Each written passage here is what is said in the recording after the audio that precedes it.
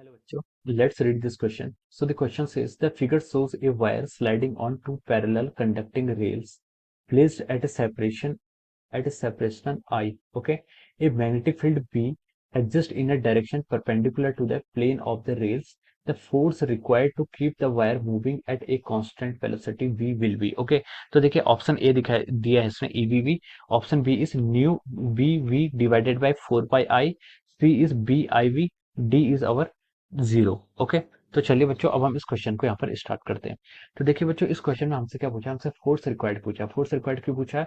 क्योंकि यहाँ पर ईएमएफ इंड्यूस होगा, ईएमएफ इंड्यूस होने के कारण यहाँ पर हमें क्या लगेगा, कुछ अमाउंट ऑफ फोर्स यहाँ पर हमें क्या लगाना पड़ेगा। ओके, देखिए इस क्वेश्चन का की कॉन्सेप्ट आप क्या लिख सकते हैं, the key concept of this question. यहाँ पर हम इस क्वेश्चन का की कॉन्सेप्ट हमें हमें यहाँ पर फोर्स फाइंड आउट करना है। ओके, तो फोर्स क्यों आ रहा है यहाँ पर, देखिए फोर्स यहाँ पर हमारा ईएमएफ इंड्यूस होगी, ईएमएफ इंड्यूस होने के कारण यहाँ पर फोर्स होगा। तो हम लिख सकते हैं इस क्वेश्चन का जो आपका की कॉन्सेप्ट होगा, इस क्वेश्चन का की कॉन्सेप्ट क्या लिख सकते हैं, मैग्नेटिक फोर्स लिख सकते हैं। क्या लिख सकते हैं, magnetic force is the key concept of this question. Okay, तो देखिए मैग्नेटिक फोर्स होता क्या है। ओके, हम देखते हैं मैग्नेटिक फोर्स होता क्या है।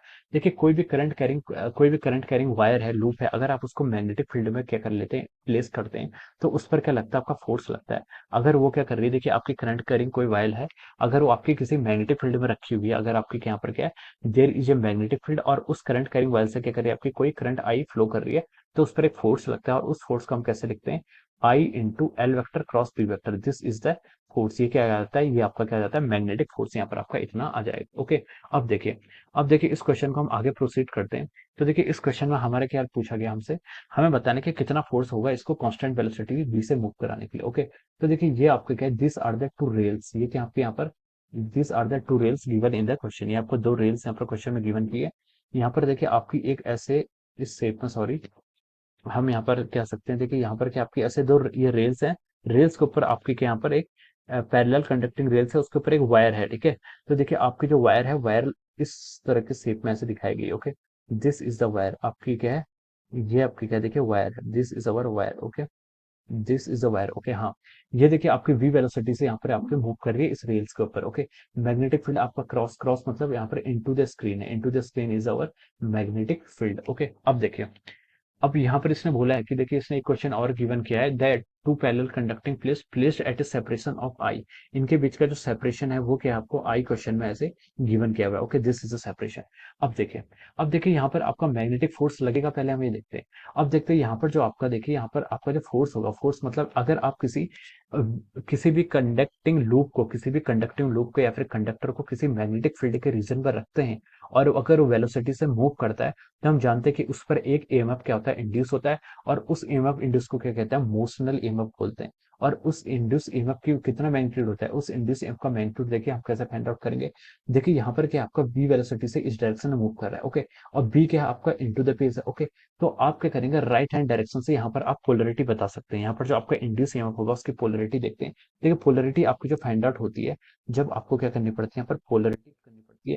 तो पोलरिटी के लिए आप सीधे क्या कर लीजिए, V vector cross B vector कर लीजिए।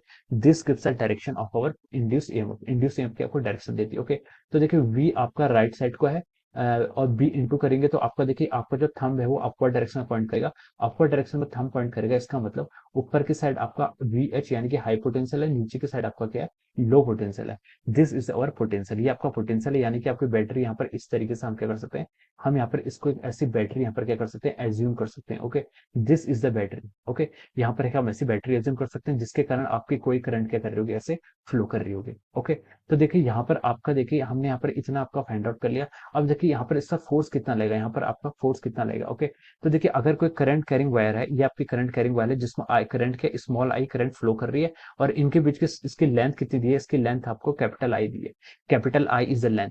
तो देखिए आपका यहाँ पर हम क्या, देखिए यहाँ पर जो इसका यहाँ पर देखिए आपका जो यहाँ पर फोर्स एक्सपीरियंस करेगी, फोर्स कितनी एक्सपीरियंस करेगी, फोर्स आपका होता है करंट इंटू ये आपका फॉर्मूला होता है, I into L cross B. Okay, I क्या है, करंट, करंट यहाँ पर कितनी फ्लो कर रही है, small I is the current flow कर रही है। लेंथ, इसकी लेंथ कितनी है, देखिए लेंथ आपके यहाँ पर है capital I into B cross B, sorry ये आपका क्या है, क्रॉस बी। ओके, तो देखिए हमें सिर्फ यहाँ पर मैग्नीट्यूड से मतलब है।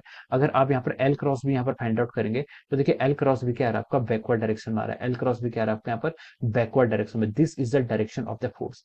इसको अगर हम देखें, करंट कैरिंग वायर को अगर हम मैग्नेटिक फील्ड में रखते हैं, तो उसमें एक फोर्स लग रहा है बैकवर्ड डायरेक्शन में, पीछे को यहाँ पर आपका इतना फोर्स लग रहा है, इसका मैग्नीट्यूड आप ऐसे लिख सकते हैं आई बी, और डायरेक्शन आपको क्या होगी, पीछे की तरफ आपकी ये डायरेक्शन होगी, this is a direction. Okay, अब क्वेश्चन में उसने बोला है कि इस ऑब्जेक्ट को हमें, सॉरी, इस वायर को हमें क्या करना है, कांस्टेंट वेलोसिटी से मूव कराना है। तो देखिए कांस्टेंट वेलोसिटी से वायर कब मूव करेगी, कांस्टेंट वेलोसिटी से वायर तभी मूव करेगी जब ये इस पर कोई नेट फोर्स कितना लगे, जीरो लगे।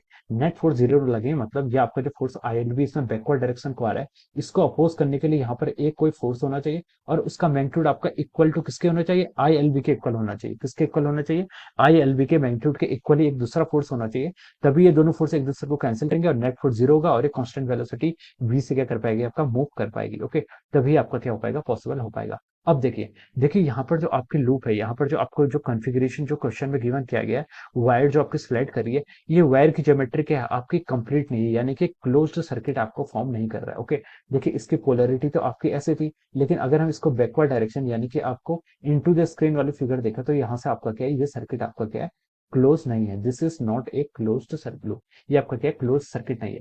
अगर ये आपका क्लोज सर्किट नहीं है तो देखिए इसमें ईएमएफ तो इंड्यूस हो गया है, लेकिन यहाँ पर आपकी करंट क्या करेगी, कोई करंट यहाँ पर आपके प्रोड्यूस नहीं होगी, क्योंकि यहाँ पर क्या हो गया आपका, क्योंकि यहाँ पर आपका क्या हो गया, कोई यहाँ पर आपका ये आपका क्लोज सर्किट नहीं है, इसलिए यहाँ पर कोई आपकी क्लोज सर्किट नहीं है, तो इससे आपकी कोई करंट फ्लो नहीं करेगी। ओके, तो करंट फ्लो नहीं करेगी तो हम यहाँ से बोल सकते हैं जो हमारी स्मॉल आई है, स्मॉल आई की वैल्यू को हम कैसे लिख सकते हैं, आई इंटू बी।